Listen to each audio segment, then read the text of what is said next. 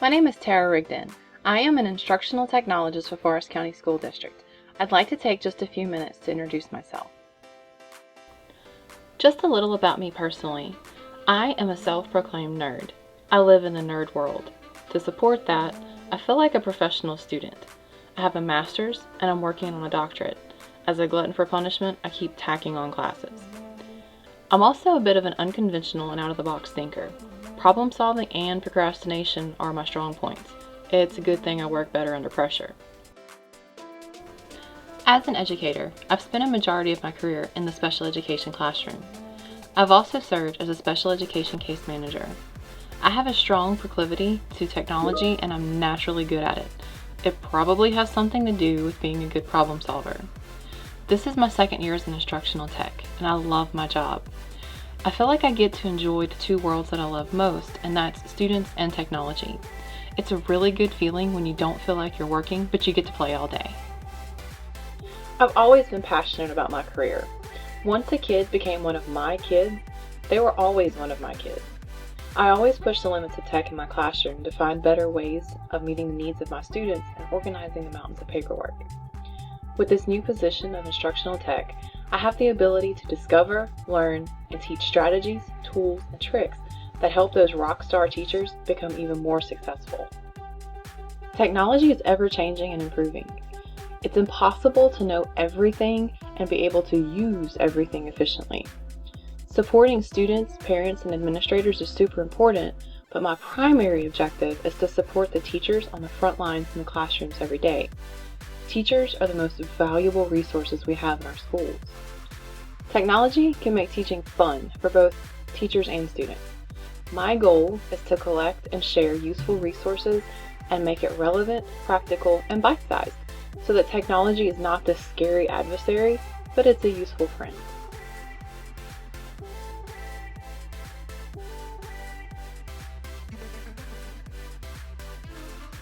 The idea behind this session is to give you a few ideas on how to use some tools you probably already have to meet some of the most common challenges special ed teachers have. Things like managing all that data on students for progress monitoring and writing a useful PLAF can be done using Google Drive. Progress monitoring alone can be a pain, but I'm going to show you a Google Sheet with formulas built right in. It does all the calculations for you. Finding time to provide tutorial assistance, reteaching, and other accommodations can be a challenge in a normal school day, much less in a pandemic. I'd like to show you an idea of how to use Google Classroom to provide some of those services for your students. And at the very end, I would like to share some tools, apps, and extensions that can help with things like classroom management, accommodations, modifications, and other challenges specific to special ed teachers.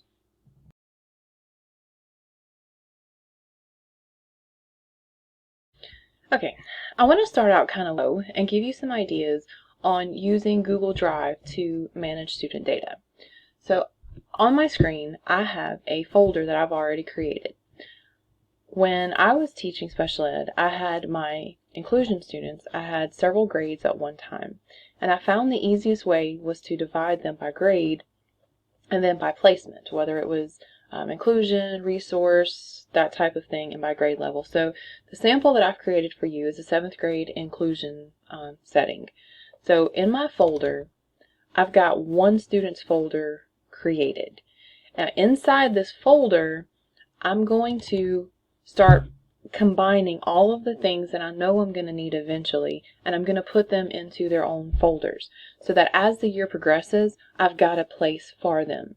So you can see I've got this kid's name and their previous IEPs all in folders nested under previous IEPs.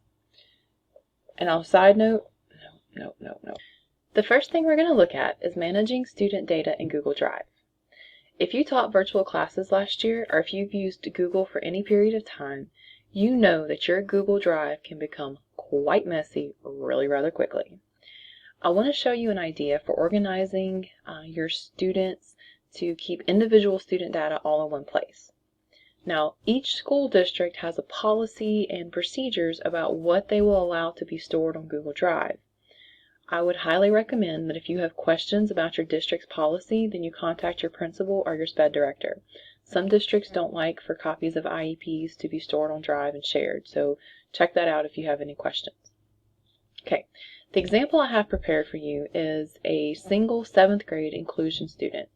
Now keep in mind, you have unlimited freedom to create whatever folders you want. This is based on my most recent classroom setting. And you'll notice that each time I open a folder, then the folder name starts with student's name. This is to keep the folders neatly organized. I can share individual folders with various people. This will help keep their Google Drive a bit more organized as well.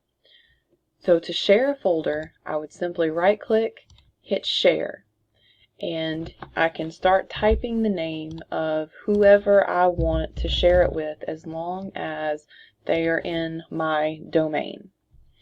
Now make sure that when you're sharing it with someone who needs the information, because we are under FERPA and all of that still under our school district guidelines. Okay. Nested inside each of the folders are things that I know I'm going to need to be collecting throughout the school year. As I get pieces of data, they'll all have a home when I need them, and I can get my hands on them quickly. Like student's name notes. If this is a student that I know that I'm going to have behavior issues with, I'm going to go ahead and create a Google Doc so that I can know where those behavior notes are. Parental contacts. Anything that I know that I'm going to have specific notes for this student, I can go ahead and anticipate and create a place for that. The best practice would be to go ahead and create a template folder for your students before the year starts. You can go ahead and upload files that you know that you're going to need, and go ahead and get all of that cleaned up and in one place. If there are forms or docs that you know you're going to need, go ahead and put a copy of those in each folder as well. For instance, progress monitoring, which we're going to talk about more specifically here in just a minute. I'm going to go ahead and create a folder for all of my goals, and inside those individual folders, I've got one for each 9 weeks, and then I've got a place for my work samples, and I've actually got the sheet that I'm going to use to actually hold my progress monitoring data. So I'm going to go ahead and pre-create all of this stuff because I know that I'm going to need it. So I know in an ideal world that we've only got one student to serve, but we know that's not the case. I'm going to show you a trick for creating and copying an entire folder. Now let me warn you, this process can get a little involved, and this is on Windows. It'd be slightly different on Mac. If you have questions about that, I can show you that. You can contact me and I'll show you that one later. You don't have to do this, but it could save you some time. And the good thing about a video, you can go back and watch it again. So let's go to my main folder. This is the primary folder. I want to copy everything in it. I'm going to select my folder. I'm going to right-click and go to download. When I'm downloading a folder like that, it's going to create what's called a compressed file or a zip folder, and it will go into my download files. So usually it's going to show up at the bottom.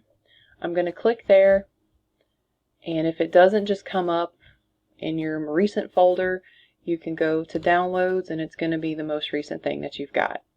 So I'm going to right-click and tell it to extract all. You can get specific here and choose. I don't usually worry about that. Just hit extract again. And then another folder is going to come up in its place. And now you'll notice you have a downloaded copy of everything that you had on Drive. So I'm going to go back to that primary folder right here that just downloaded. And then I'm going to click, drag, and drop back into Drive. Now I have an exact copy of the original file that I had in Drive. And you know what? I can go here and I can do that again as many times as I want to, and I'm going to get the same folder. That way I don't have to go in and copy and paste that many times. I'm just throwing them into that folder as many times as I want to. Now again, that process can get a little involved, but it is fairly straightforward to download and then load it again.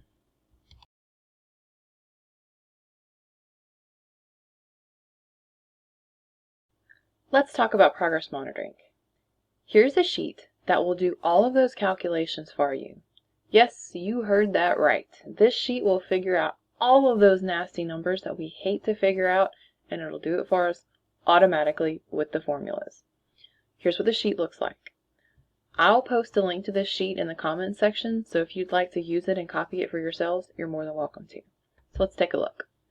Up here is our general student identifying information. Here is our first STIO for our 9-week period.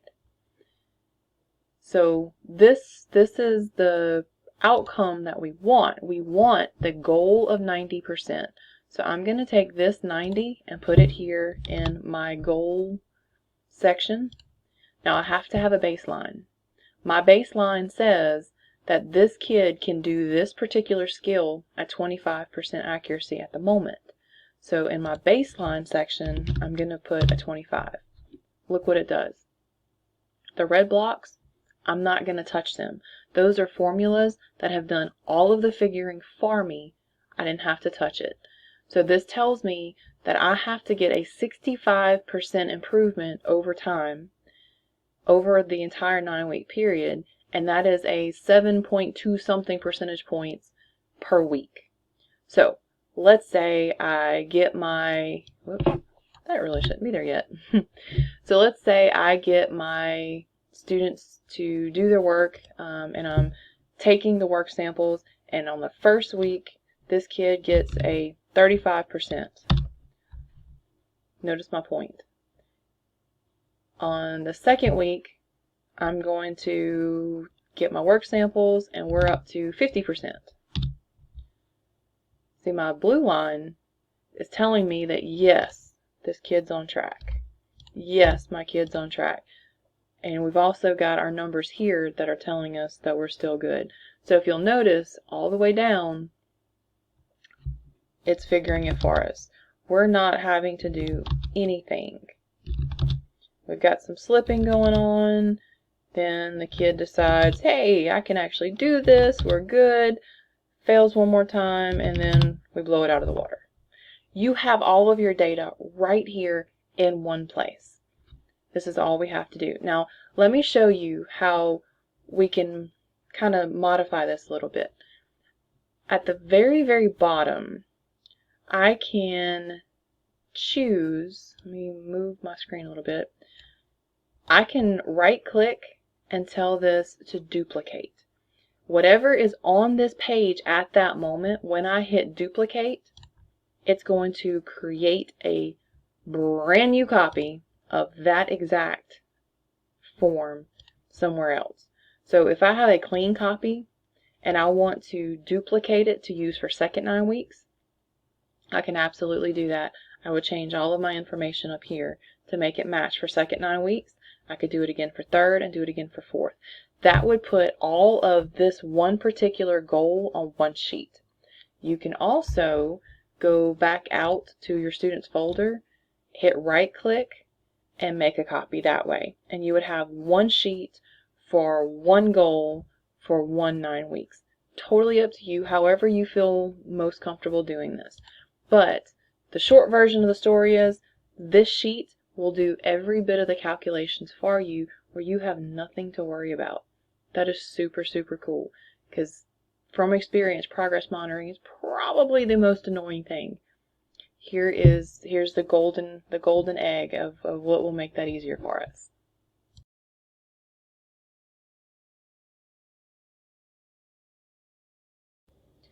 Even in the best of days, sometimes finding the time to provide all of the services our students need is difficult at best. If there's one thing the pandemic has taught us, it's that we have the power to be creative and use the tools we have. And honestly, I think Google Classroom is the untapped resource for providing services. One of the things that seem to be the hardest is reteaching and providing tutorial assistance. If we harness the power of video lessons, we can provide these services almost infinitely. The coolest part is, if it's on video, then it can be reused and rewatched as many times as necessary. So I'm going to show you what I did for my students, and this is just the tip of the iceberg. There's so many other things that we can do if we just get creative with it.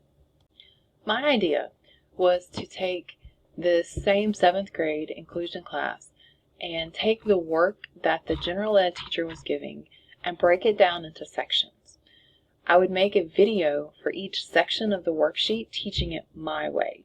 Now, the special ed students were also in the Google Classroom for the general ed teacher. I pulled my special ed inclusion students into my own Google Classroom, so they were part of 2 separate Google Math classes. One class they got with the general ed teacher, the second one they got with me. So I took the exact same assignments that the teacher was using, and I taught them my way. I took what the general ed teacher did, and I put it in, the way we teach things. It's a little bit different. And I also provided a platform for students to ask questions. If there was something that they were struggling with specifically, this gave them a way to get to me directly to ask very specific questions without having to ask all of this inside the general ed class. So you can see from my classroom stream that I broke it down. Here are some comments that students were asking. This is actually the general ed teacher. She was one of the co-teachers in my class. That way she could see what was going on too. We had a pretty good thing going as well, because if she saw some of my videos that she liked and she knew some of her students were struggling, the gen ed students were struggling with the same concept, she had rights to my class where she could pull some of my posts over into her class so that I could actually help do some of that co-teaching, reteaching, even in the gen ed class, all remotely through Google Classroom. Also, you can use Google Classroom to use your Google Meets. This was back before Google Meet was quite as good as it is now. Google has been making updates and helping us out. You can also provide test accommodations through your Google Classroom. If you're doing read alouds, if you're doing any type of individualized assessments, all of that can go through Google Classroom. If you have one Google Classroom just for, say, your inclusion students, maybe your resource students, this school year I watched some of our speech language teachers, speech pathologists use Google Classroom to provide services. Google Classroom truly is kind of the unsung hero of providing accommodations. It's honestly kind of the world is our oyster. You can use this in those small group settings as much as you want to. And again, the beauty of it is once you post it here, it can be reused, it can be rewatched. There's no need to reinvent the wheel once you have it posted in Google Classroom. There's several other things that I did, but I didn't want to overload you too much because as a special ed teacher and using this with some of our special ed teachers this year, you can kind of start seeing the wheels turning. If you have some ideas or you want some more ideas, I'll be glad to talk to you about them, but make it your own. Do what you want to with it to use it, but think about all of the ways that the general ed teacher uses Google Classroom and apply it to your students. How can you give your students what they need in your setting specifically? There are infinite options, and we can do all of this through a platform that we're pretty familiar with at this point.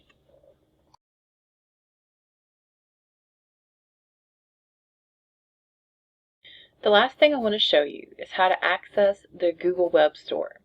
This is a place you can find extensions for Chrome. Since most of us use Google and most of us are Google districts and use Chromebooks, this would be the easiest way to find some really cool tools for our kiddos. These extensions are linked to your Google accounts, so they're available anytime that particular ID is used to log in.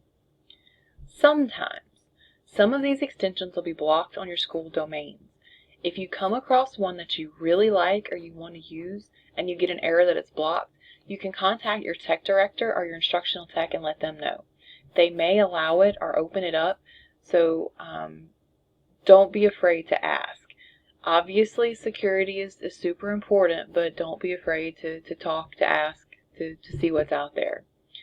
So to access the Google Web Store, you can go up to the Omni bar and you can type in Chrome Store, and it's going to be the first one that's on the list, or you can go straight there by typing in chrome.google.com. Either way, I tend to be lazy and just type in my Chrome store at the top and go for it. So to get an extension, you find what you want, click on it, add to Chrome. That's pretty much it. Show you, add extension. It's been added. So to access what I just added, I go up here to my puzzle piece.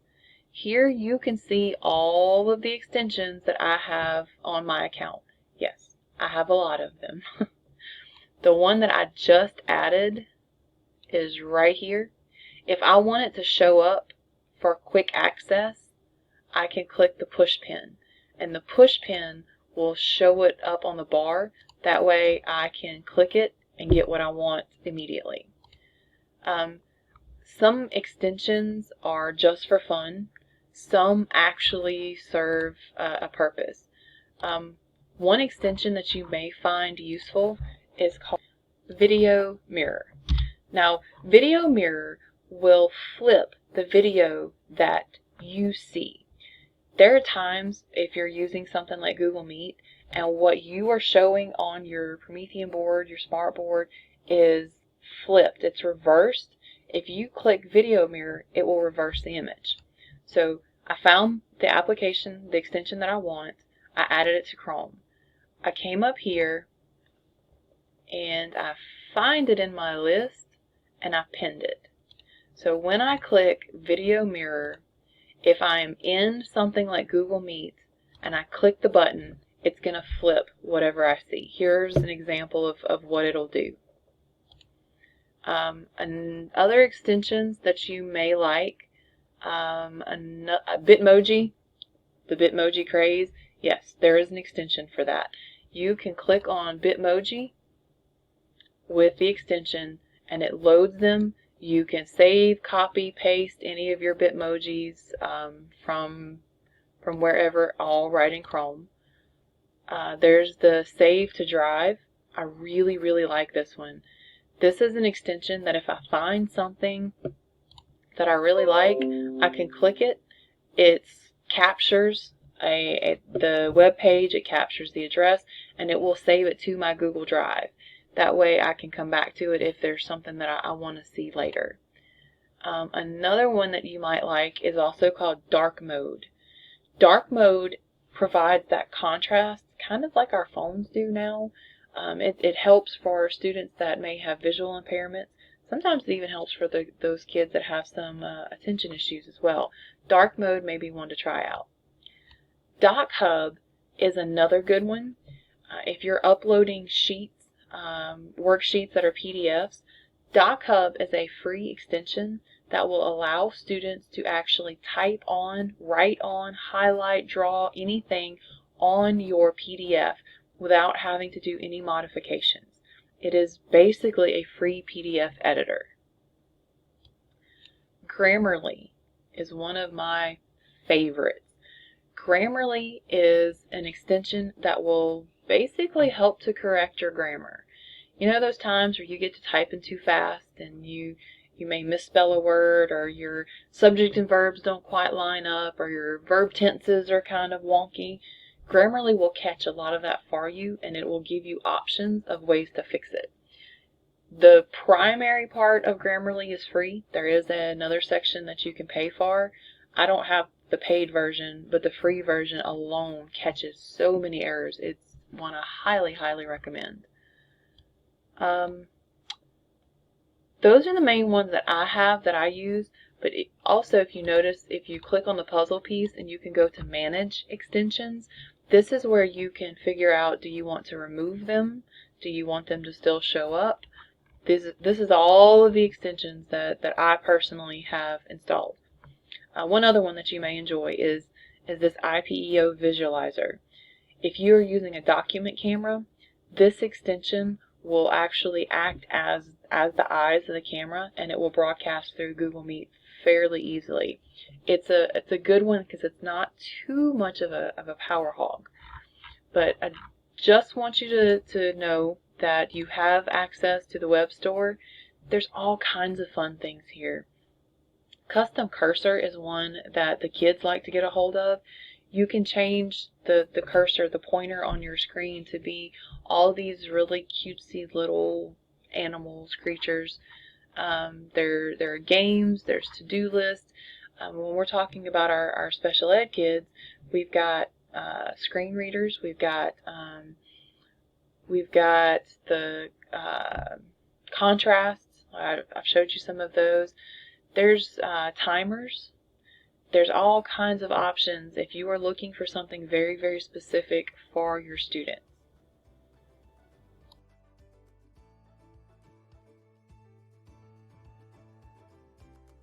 There are so many tools and tips and tricks that I want to share with you guys. I kind of felt like I had to give you the abbreviated version of it. I've taught special ed for so long, and tech is kind of my second nature as well. So I went through and picked what I felt was the most useful, the most basic. There are so many things that are available, so many other tools and things that we can use. I love to make connections. I love talking about this stuff. This is my heart. This is my passion. Like I said in the intro, this is the best of both worlds, where the things that I love the most collide, and that's my special ed kids and technology. So if you want to chat, if you have ideas, if you have questions, you want to brainstorm, please email me, contact me. I would love to talk to you.